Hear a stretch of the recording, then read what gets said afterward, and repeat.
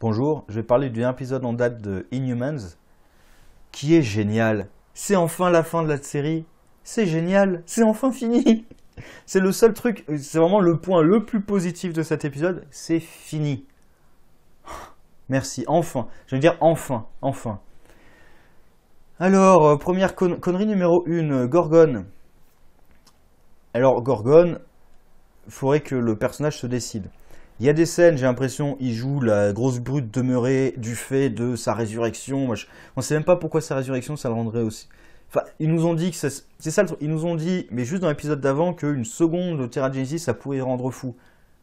D'accord, mais ça aurait été bien de nous le montrer avant, nous en parler avant. Il y a plusieurs points dans cet épisode qui sortent de nulle part. Ça aurait été bien de nous le montrer avant. Ça, du coup, on ne sait pas. Fou, ça veut dire quoi être fou? Il y a plusieurs façons d'être fou. Là, j'ai l'impression qu'il réagit un peu comme le. Alors, c'est DC, c'est pas Marvel, mais il réagit un peu comme le puits de Lazarus. Quand tu passes dans le puits de Lazarus, en sortant, tu as une folie furieuse et t'attaques tout ce qui est à côté de toi. C'est un peu ce qui lui arrive. Sauf qu'il y a des moments où il a l'air de reprendre conscience de lui, et il y a des moments où d'un coup il se met à être violent ou menaçant vers Black Bolt. On sait pas tellement pourquoi. Hein? Je sais, toute la partie avec Gorgon, c'est. Il en veut à Karnak parce que c'est Karnak qui l'a ressuscité et tout. Bref, la partie Gorgon, Karnak, là, non, juste non. La ville, alors le dôme de la ville explose. Alors moi j'avais cru comprendre qu'en fait, si tu es Maximus, le dôme s'effondrait et tout le monde crevait. En fait non, c'est que Maximus a lancé un processus et il n'y a que lui qui peut l'arrêter, qui détruit le dôme au fur et à mesure. Sauf que évidemment ils se rendent compte que, mais en fait Maximus a mal fait son truc et même lui ne peut pas arrêter la destruction du dôme. C'est complètement con. C'est complètement con. Déjà, comment ça marche? Déjà, comment ça marche? Enfin, si c'est un truc, c'est un logiciel. Enfin, bon, je sais pas comment fonctionne la technologie, mais en gros, c'est un logiciel qui fait que le dôme s'arrête. Tu peux bien l'arrêter, ton truc. Il a pas saboté le dôme.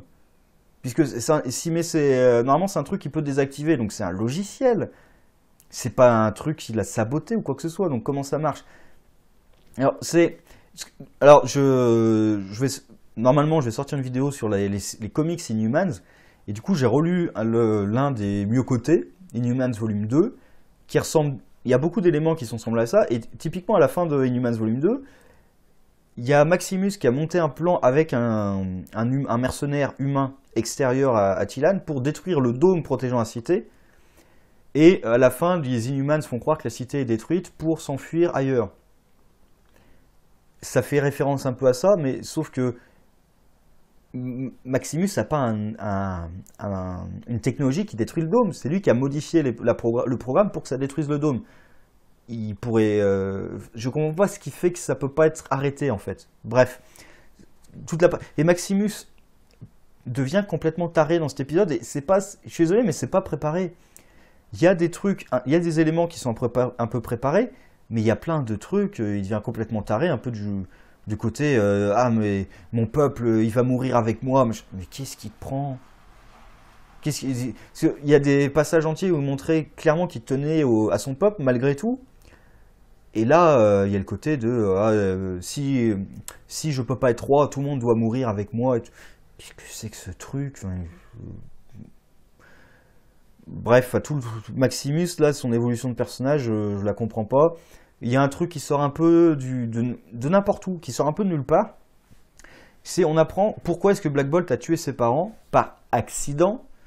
Enfin, il leur a quand même parlé alors qu'il savait que sa voix était destructrice. Donc un accident, ouais. On va dire que c'était une impulsion, mais bon, tu sais que ta voix peut tuer. Tu parles pas directement face à tes parents, sauf si tu veux les buter. Essaie pas de faire croire que c'est un accident après. Enfin, bref. Et en fait, alors s'il leur a parlé, on découvre dans cet épisode pourquoi. Parce qu'il a appris qu'il comptait le faire lobotomiser parce que ses pouvoirs étaient trop dangereux. Et on apprend en même temps, déjà, on apprend ça, et en même temps, on apprend qu'en fait, c'était faux. D'ailleurs, c'est marrant parce que c'est dans l'autre ordre. On apprend que c'était faux avant même d'apprendre ce que c'est. C'est Maximus qui explique qu'en fait, il avait forgé le document, et ensuite, il explique ce qu'est le document. Du coup, nous, on ne sait même pas pourquoi Black Bolt a parlé devant ses parents. Donc ça sort complètement de nulle part. On nous explique, oui, en fait, on t'a menti. Et maintenant, je t'explique sur quoi on t'a menti, en fait. Du coup, ça sort de nulle part. S'ils avaient construit ça au fur et à mesure des épisodes sur pourquoi est-ce que Black Bolt a tué ses parents, là, ça aurait été une révélation de, en fait, c'était la faute de Maximus. Mais même pas. Enfin, là, ça sort complètement de nulle part. Pourquoi? Et Maximus lui dit ça, en fait, pour qu'il le tue, lui. Évidemment, Black Bolt refuse de le tuer. Alors, dans cet épisode, je ne comprends pas ce qui l'a fait changer d'avis. Hein. Parce qu'à la fin de l'épisode précédent, je croyais que la seule raison qui le faisait changer d'avis, c'est si je te tue, ça détruit le dôme. Sauf que là, ils se rendent compte que, qu'il le tue ou pas, le dôme est foutu. Donc, pourquoi est-ce qu'il le garde en vie? Déjà. Enfin, je suis pas contre le fait de le garder en vie, mais pourquoi est-ce que Black Bolt le garde en vie exactement? Alors qu'il était vraiment décidé à le tuer juste avant. Là, ils essaient de faire une scène qui pourrait marcher entre les deux frères, mais j'y crois plus. De toute façon, là, c'est le dernier épisode, là, j'y crois plus du tout. Donc, j'ai arrêté d'y croire très tôt dans cette série, de toute façon. Et à la fin, Maximus, ah bah tiens, il le garde en vie sur la Lune. Alors, t'as un dôme protecteur de la cité. Ton bunker, là. Comment ça marche? Enfin, ton bunker ultra sécurisé, là. Comment tu veux garder l'atmosphère dedans? Et le principe même du bunker marche pas parce que c'est un bunker dans lequel il se fait enfermer. Alors, un bunker, c'est pour te protéger de l'extérieur. Alors, si c'est pour te protéger de l'extérieur, pourquoi tu mets une poignée qui peut sceller le bunker de l'extérieur et pas un truc pour l'ouvrir à l'intérieur? Il n'y a rien pour l'ouvrir à l'intérieur. Par contre, tu peux l'ouvrir de l'extérieur. C'est con comme bunker quand même. C'est un bunker ultra sécurisé que tu peux ouvrir que de l'extérieur, mais pas de l'intérieur. Ah ouais, c'est quand même très con comme bunker quand même. Du coup, Black Bolt l'enferme et s'enfuit, donc il s'enfuit tout sur Terre. Alors moi j'adore la fuite sur Terre. Alors moi j'adore déjà tout ce qui se passe dans Attilan. Où sont les agents de sécurité? Alors on comprend pas du tout comment réagit le peuple au fait que tiens, d'un coup la famille royale est revenue et nous explique qu'il faut s'enfuir et tout. Voilà, non mais d'accord, on va écouter la famille. Alors d'accord, ils voient le dôme qui s'effondre, mais pourquoi ils écoutent la famille royale et pas Maximus? Pourquoi tout de suite ils supposent que oui, la famille royale a raison et on va s'enfuir avec eux, et pas non, en fait c'est eux qui détruisent le dôme pour nous faire croire que... Et en fait c'est Maximus notre vrai sauveur. On voit pas du tout comment la population réagit réellement, donc voilà, c'est la famille royale revient, hop on les écoute, bon bah pourquoi pas. Et sur Terre, moi j'ai adoré, en fait ils justifient la partie sur Terre avec ça. C'est le fait que maintenant les Inhumans vont être sur Terre. Et sur Terre, il y a la scientifique qui va voir son patron. Alors je crois qu'il bosse pour la NASA ou un truc comme ça, peu importe. Et elle lui dit, voilà, il y a des Inhumans là. Que du coup, on sait ce que c'est que les Inhumans sur Terre. Il y a les Inhumans qui vivent sur la Lune, ils ont besoin de s'enfuir sur Terre. On peut préparer ça? Donc au début, il ne les croit pas. Quand il y a Lockjaw qui débarque, évidemment, il la croit. Et là, oui, je vais appeler mon boss. Attends.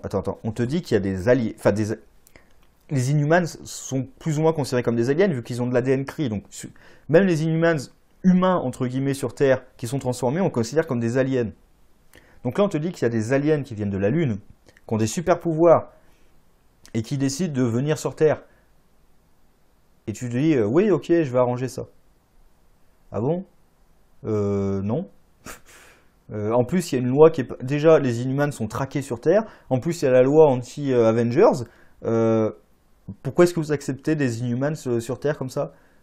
Ça marche aussi facilement que ça? Et puis si c'est le boss, parce que je sais pas exactement pour... Je crois qu'il bosse pour la NASA. Donc ça devrait savoir du coup, tout le monde devrait... Enfin pas la population, mais je veux dire, tous les services gouvernementaux et tout devraient être au courant de ça à la fin. Donc c'est pas très secret leur truc. Alors je vois pas ce qu'ils vont faire. Et pareil, ils mettent les Inhumans sur Terre. Ils vont pas utiliser les Inhumans dans les films parce que s'ils le font, il faudra qu'on ait vu les séries. Donc en plus, cette série-là en particulier, je pense que tout le monde reconnaît que cette série est un échec.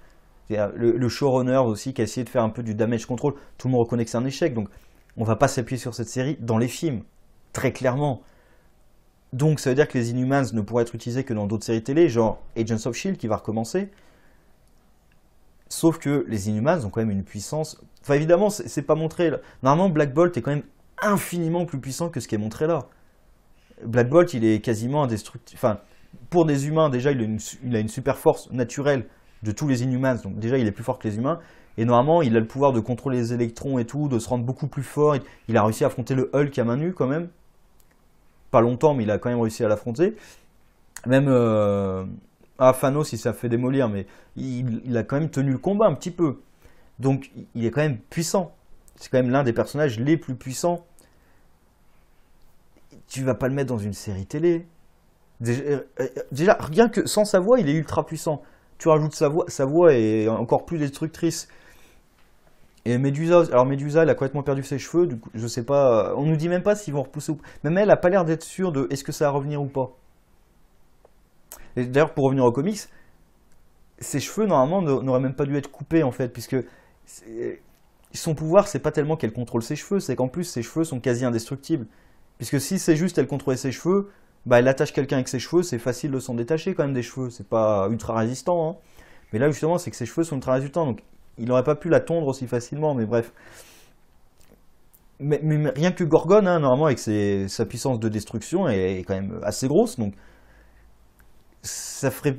Enfin, mettre des personnages aussi puissants dans une série télé, forcément, ils vont devoir baisser leur pouvoir, comme ils ont fait dans cette série de toute façon. Donc, on n'aura pas vraiment les Inhumans, on aura la version affaiblie des Inhumans, comme d'habitude. Donc. Et ils pourront pas interagir avec l'univers des films. Pour moi, justement, c'est une équipe quand même assez puissante. Ils devraient interagir avec l'univers des films. Et non, ils vont se retrouver bloqués dans une série télé. Dans l'univers des séries télé. Enfin, bref, la série en général était pas bonne. Je pense qu'ils avaient de quoi faire quoi 4-5 épisodes tout au plus. Et encore. Et encore. Toute la partie, de toute façon, sur Terre, ils auraient dû la supprimer parce que ça sert strictement à rien. Ça n'a pas développé les personnages du tout. Mais vraiment du tout. Karnak qui perd ses pouvoirs et qui les retrouve un peu de façon magique à la fin. Je sais même pas s'il a vraiment retrouvé tous ses pouvoirs ou pas. Enfin, bref, c'était pas terrible. Cet épisode, il y a eu des pires, hélas, mais de toute façon, on est allé tellement bas parfois que. Mais bon, moi surtout ce qui me gêne, mais je le savais dès le début, c'est Maximus qui d'un coup pète les plombs. Il y a des pétages de plomb qui sont un peu, qui viennent de trucs passés, mais il y en a qui viennent vraiment de nulle part. Et même typiquement, quand Bornage lui dit qu'il sera roi d'Attilan, c'est évident pour tout le monde, et ça devrait être évident pour lui-même. Puisque la dernière fois qu'il a eu une vision tronquée, il s'en est rendu compte. Là, il se rend pas compte que, évidemment, que ça va être ironique dans le sens où je suis roi d'Attilan, mais il n'y a plus personne. Et qu'est-ce qui se passe? Bah oui, je suis roi d'Attilan, mais il n'y a plus personne. C'est tellement évident, on voit le truc ironique arriver de façon tellement évidente que comment lui ne s'en rend pas compte. Et je crois que toute la folie de Maximus, c'est le côté de, en fait, son bidouillage, ça a fait planter le dôme et c'est foutu. Et après, il devient fou en disant, ouais, bah si je dois plus être roi, ils vont mourir avec moi aussi. Enfin, un ratage alors qu'ils avaient de quoi faire quand même une bonne série. On verra ce que ça donne dans Agents of Shield, hein, s'ils s'en servent encore. Est-ce que les Inhumans vont venir pourrir Agents of Shield maintenant? On verra ce que ça donne, mais j'ai vraiment pas envie de les revoir. Je préférais qu'ils aillent se cacher dans un nouvel Attilan et qu'ils disparaissent de la face du monde. Ça nous fera du bien, franchement, parce que j'ai pas envie de les revoir là de sitôt. Mais... Bon, allez. Sur ce, au revoir.